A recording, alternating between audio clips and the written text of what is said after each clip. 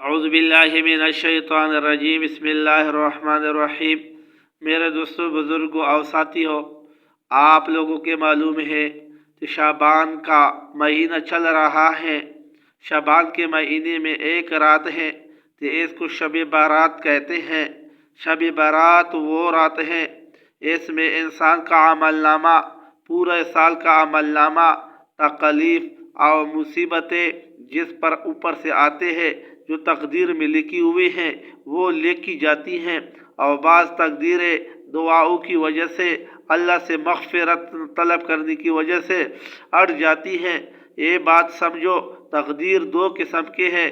یہ وہ تقدیر ہے جو مقرر ہو اللہ کی طرف سے، یہ بالکل نہیں ہٹا سکتے تھی۔ جس آدمی کا موت کب آئے گا، جس کا کس جگہ پر آئے گا، یہ اللہ کی طرف سے مقرر ہے۔ یہ دوسرا تقدیر ہے کہ انسان کے گناہوں کی بدولت انسان کے اوپر آتا ہے، وہ اپنے مغفرت طلب کرنے کی وجہ سے اس سے ہٹا دی جاتی ہے۔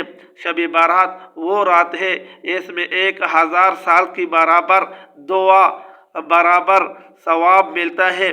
جو لوگ 1000 سال برابر عبادت کرے اور شب بارات میں ایک رات عبادت کرے، ان کی برابر ثواب ملتے ہیں۔